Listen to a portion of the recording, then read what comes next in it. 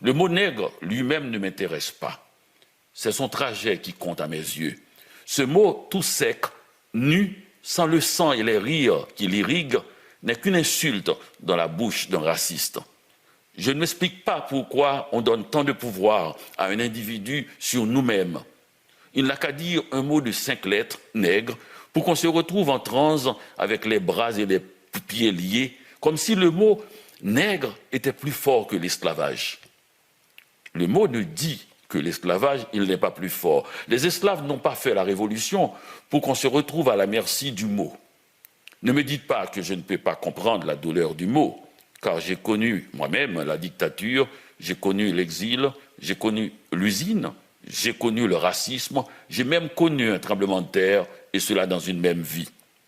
Je crois qu'avant de demander la disparition de l'espace public du mot nègre, il faut connaître son histoire. Si ce mot n'est qu'une insulte dans la bouche du raciste, il a déclenché dans l'imaginaire des humains un séisme. Avec sa douleur lancinante et son fleuve de sang, il a ouvert la route au jazz, au chant tragique de Billie Holiday, à la nostalgie poignante de Bessie Smith. Il a fait bouger un continent immuable et sa civilisation millénaire, l'Afrique, en exportant une partie de sa population vers un nouveau monde de terreur. Ce mot est à l'origine d'un art particulier que le poète Senghor et quelques intellectuels occidentaux ont appelé faussement l'art nègre. Ce serait mieux de dire l'art des nègres ou encore l'art tout court. Tout qualificatif affaiblit ce qu'il tente de définir. Mais passons, car ce domaine est si riche. Dans le seul domaine de la littérature, on n'a aucune idée du nombre de fois qu'il a été employé. Si quelqu'un voudrait faire une recherche sur les traces et les significations différentes du mot dans sa bibliothèque personnelle, il sera impressionné par le nombre de sens que ce mot a pris dans l'histoire de la littérature. Et il comprendra l'énorme trou que sa disparition engendrera dans la littérature. La disparition du mot nègre entraînera avec lui un pan entier de la bibliothèque universelle. Notre blessure personnelle et nos récits individuels ne font que lui donner de l'énergie pour continuer sa route.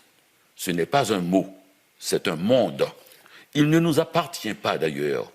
Nous nous trouvons simplement sur son chemin à un moment donné. Il a permis la révolution à Saint-Domingue, Haïti, en devenant notre identité américaine. On a capturé des hommes et des femmes en Afrique qui sont devenus des esclaves en Amérique, puis des nègres quand Haïti est devenue une nation indépendante, et cela par sa constitution même. On ne va pas faire la leçon aux glorieux combattants de la première révolution de l'histoire. Si le mot révolution veut dire chambardement total des valeurs établies, celle de l'esclave devenu libre en est la plus complète. Le nègre Toussaint Louverture, le nègre Jean-Jacques Dessalines, le nègre Henri Christophe et le nègre Alexandre Pétion ont fondé Haïti le 1er janvier 1804 après une effroyable et longue guerre coloniale. Alors, quand un raciste m'apostrophe en nègre, je me retourne avec un sourire radieux en disant « Honoré de l'être, monsieur ». De plus, Toussaint puis Dessalines ont fait entrer le mot nègre dans la conscience de l'humanité en faisant un synonyme du mot homme. Un nègre est un homme, ou mieux, tout homme est un nègre. Le raciste qui nous écoute en ce moment sait-il qu'il est un nègre de par la grâce de Jean-Jacques Dessalines, le fondateur de la nation haïtienne? C'est par cette grâce qu'un nombre de Blancs ont été épargnés après l'indépendance d'Haïti. C'est par cette grâce que tous les Polonais vivant en Haïti pouvaient devenir séances tenantes des nègres, c'est-à-dire des hommes. Connaissez-vous une pareille révolution du langage? Le mot qui a servi à asservir l'esclave va libérer le maître.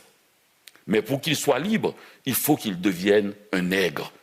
D'où la phrase magique « Ce blanc est un bon nègre, épargnez-le ».